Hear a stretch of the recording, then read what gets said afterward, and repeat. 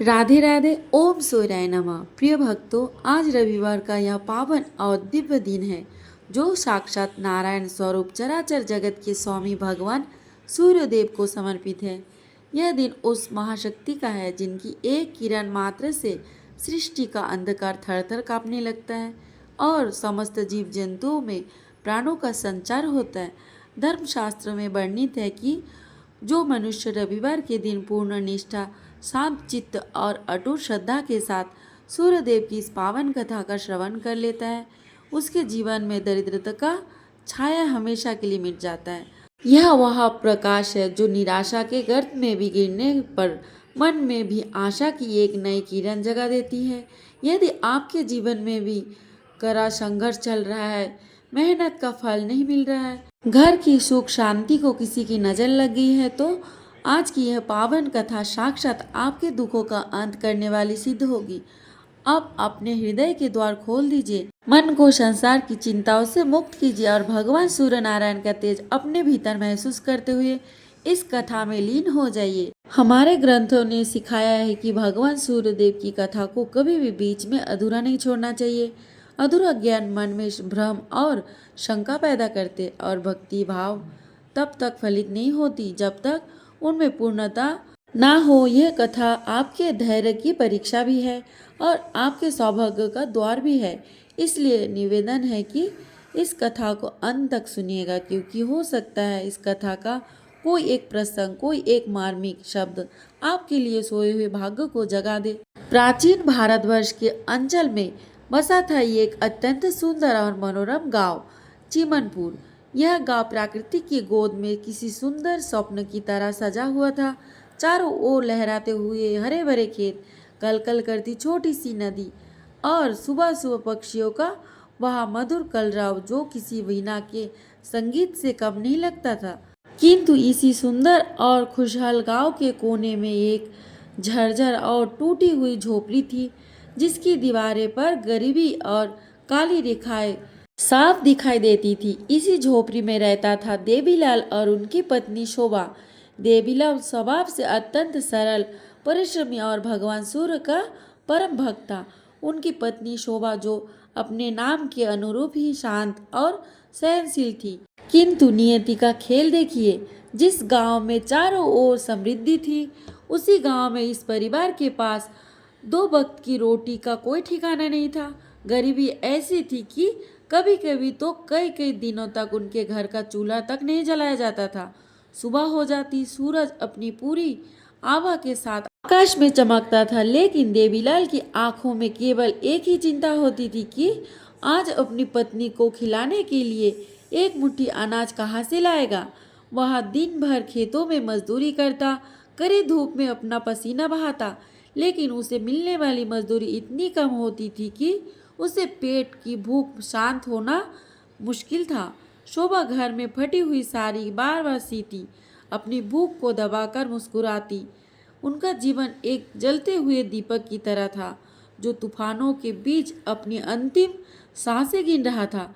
कुछ वर्षों के बाद उनके सूने आंगन में किलकारियां गूंजी। भगवान की कृपा से उन्हें दो संतानों की प्राप्ति हुई, एक पुत्र और एक पुत्री। शुरुआत में तो उनकी खुशी का ठिकाना नहीं रहा। देवीलाल को लगा कि शायद अब उसके जीवन में कष्ट कम होंगे, शायद यह बच्चे उनके जीवन में खुशियों का नया सवेरा लेकर आए हैं। लेकिन हाय रे फूटी किस्मत, दो मासूम जनों का पेट भरना देवीलाल के लिए असंभव सा होने लगा। देवीलाल आकाश की ओर देखकर बोलता, विधाता, क्या हमारे भाग्य में केवल तड़पना ही लिखा है। समय बीता और वहाँ मानसून घड़ी भी आ गई, जिसे याद करने आज भी चिमनपुर के लोगों की रूह कांप जाती है। लगातार तड़पते अकाल और घर में अन्न के एक एक दाने के अभाव में एक रात जब बारिश हो रही थी, झोपड़ी की छत से पानी टपक रहा था। देवीलाल का छोटा पुत्र भूख और कमजोरी के कारण हमेशा के लिए अपनी आंखें मूंद गया। शोभा की चीखें बारिश के शोर में कहीं दबकर रह गई। अभी उस दुख की आंच कम ही नहीं हुई थी कि कुछ ही दिनों के भीतर उनकी पुत्री ने भी दम तोड़ दिया। गरीबी ने उसका सब कुछ छीन लिया। उसके बुढ़ापे की लाठी, उनके जीवन का सहारा सब मिट्टी में मिल गए। पूरे गांव में इस दुखद घटना की चर्चा हुई तो लेकिन सहायता के लिए कोई नहीं आगे बढ़ा। समाज कितना निष्ठुर हो सकता है, इसका प्रमाण देवीलाल को तब मिला जब गांव वाले उन्हें अभागा कहना शुरू कर दिया।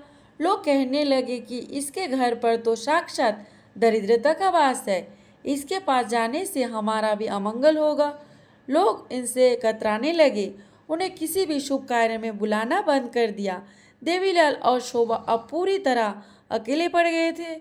उस सूनी झोपड़ी में अब केवल सन्नाटा और अपनों को खोने का गम बचा था। एक सुबह जब सूरज की पहली किरण ने धरती को छुआ, देवीलाल लड़खड़ाते कदमों से अपनी झोपड़ी के बाहर निकला। उसकी आंखों में आंसू थे और हृदय में वेदना का समुंदर। उसने ऊपर सूर्यदेव की ओर अपने कांपते हुए हाथ जोड़कर और हिचकिचाते हुए बोला, चराचर जगत के स्वामी, हे प्रभु, आप तो समस्त संसार के अंधकार को मिटाकर उजाला करते हैं। क्या मेरी छोटी सी जिंदगी के अंधकार को मिटाने के लिए आपके पास किरण नहीं है? प्रभु, क्या हम इतने पापी हैं कि हमें अपने बच्चों का सुख देखना भी नसीब ना हुआ? सूर्यदेव, इस गरीबी के अंधकार को मिटाइए प्रभु, वरना यह दुख हमें जीवित ही मार डालेगा। शोभा भी पीछे खड़ी होकर फपक फपक कर रोने लगी। उन दोनों की करुण पुकार जैसे आकाश को चीर रहे थे, लेकिन उनकी अग्नि परीक्षा अभी भी समाप्त नहीं हुई थी। धीरे धीरे चिमनपुर गांव में भयानक सूखा पड़ने लगा। नदी सूख गई, कुएं पाताल में चले गए, समस्त लोग दाने दाने के मोहताज होने लगे। गांव वाले ने अपनी बदहाली का दोष भी देवीलाल के भाग्य में मर दिया। विवश होकर, अपमानित होकर और दुखी से अधमरे होकर देवीलाल ने एक निर्णय लिया। उसने शोभा का हाथ पकड़ा और कहा, शोभा, अब इस मिट्टी से हमारे लिए केवल तिरस्कार बचा है, इसलिए यहाँ से कहीं दूर चलते हैं। शायद किस्मत की लकीरें बदल जाए। अपना छोटा सा सामान एक पोटली में बांधकर अपने बच्चों की यादें को कलेजे में लगाए वह दोनों सुंदर लेकिन निष्ठुर गांव को छोड़कर निकल पड़े। उन्हें पता नहीं था कि रास्ता कहाँ जाएगा। उन्हें यह भी पता नहीं था कि अगली सुबह उन्हें भोजन मिलेगा या नहीं। वह बस चलते रहे, नंगे पैर तपती धूप में अपने भगवान सूर्यदेव पर भरोसा करके। किंतु नियति का क्रूर मजाक देखिए, वह जहाँ भी जाए गरीबी ने उनका साथ नहीं छोड़ा। वह एक शहर से दूसरे गांव भटकते रहे, मजदूरी मांगते रहे, लेकिन हर जगह मुसीबतें उनके स्वागत के लिए खड़ी रहती। कभी उन्हें काम नहीं मिलता तो कभी काम मिलता तो मजदूरी नहीं मिलती।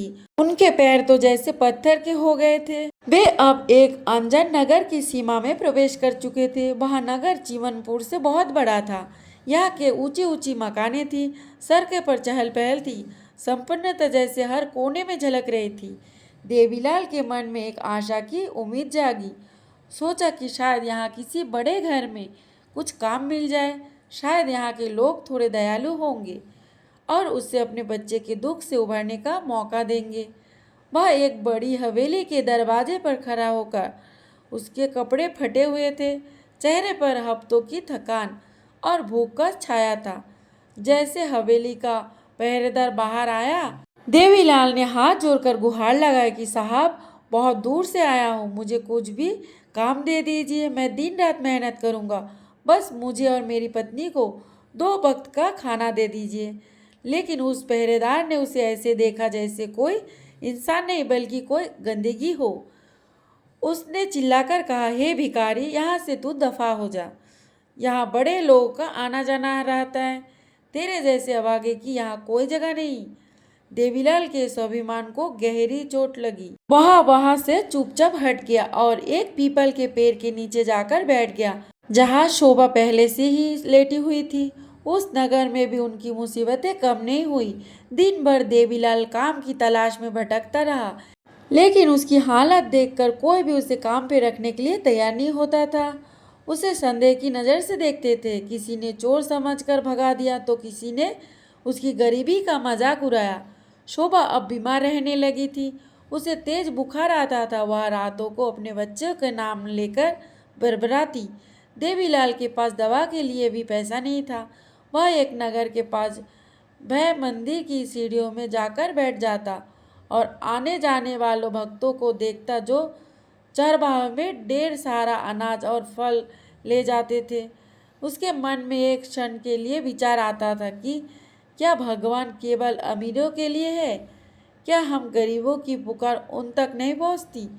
एक रात जब चांद भी बादलों में छिपा हुआ था, देवीलाल ने एक संकल्प लिया। उसने शोभा को सहारा देकर खड़ा किया और कहा, शोभा, दुनिया के दरवाजे हमारे लिए बंद हो सकते हैं, लेकिन उस परमपिता सूर्य नारायण का द्वार कभी बंद नहीं होगा। वे हमको समान प्रकाश देते हैं। चलिए हम इतनी अंतिम सांस तक उनकी शरण में रहेंगे, चाहे भूख लगे या प्यास, चाहे दुनिया हमें ठुकराए या पत्थर मारे, हम अपने सूर्यदेव का पल्ला कभी नहीं छोड़ेंगे। उस दिन से देवीलाल ने मांगना छोड़ दिया। वह और शोभा नगर के बाहर एक पुरानी पथरी कुटिया में रहने लगे। वह जंगल से लकड़ियां चुनकर लाता और उन्हें बाजार में बेचकर जो कुछ भी आधा एक दाना अनाज मिलता उसी से संतोष होकर लेते। लेकिन उनका एक नियम अटल हो गया। हर रविवार को वे दोनों निर्जला व्रत रखते और सुबह सुबह नदी में स्नान करके सूर्यदेव की आराधना करते। देवीलाल फटी हुई धोती पहनकर भी जब जल का अर्घ देता तो उसके चेहरे पर एक अलग ही तेज होता। वह घंटों तक सूर्यदेव की ओर देखकर प्रार्थना करता, देव, हमें धन नहीं चाहिए, हमें वैभव नहीं चाहिए, बस इतनी शक्ति दीजिए कि हम इस दुख को सह सके और आपकी भक्ति में लीन रह सके। प्रिय श्रोतागण, नगर की सीमा पर बनी हुई छोटी सी कुटिया में देवीलाल और शोभा ने सोचा था कि शायद अब उन्हें शांति मिलेगी, लेकिन नियति को कुछ और ही मंजूर था। वह दोपहर का समय था जब सूरज अपनी पूरी प्रखरता के साथ तप रहा था। अचानक कुटिया के बाहर शोर सुनाई दिया। देवीलाल घबरा कर बाहर निकला तो देखा कि नगर के दर्जनों लोग हाथों में लाठियां और पत्थर लिए खड़े थे।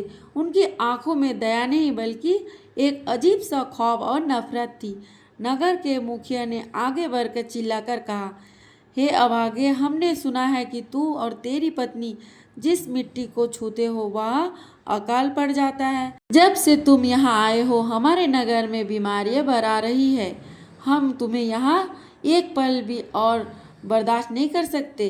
देवीलाल के पैर कांपने लगे। उसने हाथ जोड़कर गिड़गिड़ाते हुए कहा, मुखिया जी, हम तो केवल 2 वक्त की रोटी के लिए संघर्ष कर रहे हैं। हम किसी का बुरा नहीं चाहते।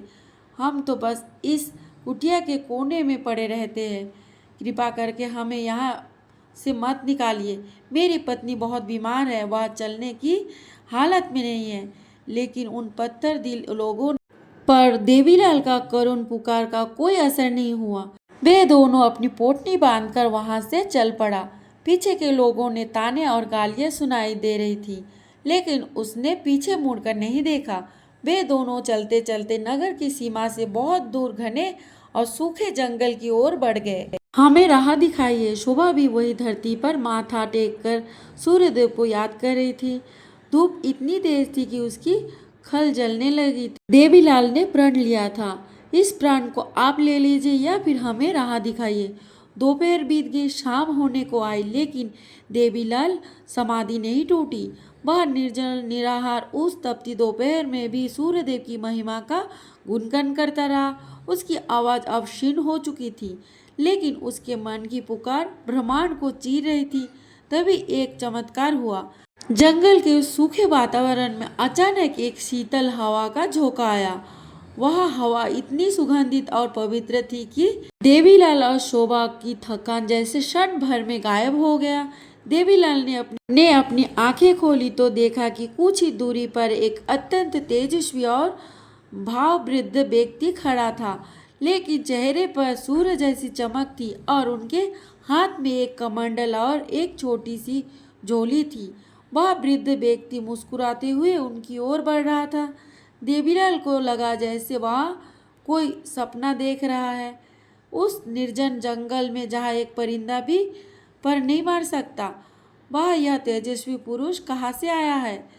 वह वृद्ध व्यक्ति देवीलाल के पास आकर रुका और अत्यंत मधुर वाणी से बोला, पुत्र, तुम्हारी भक्ति और तुम्हारे धैर्य ने आज इस वन को भी पवित्र कर दिया।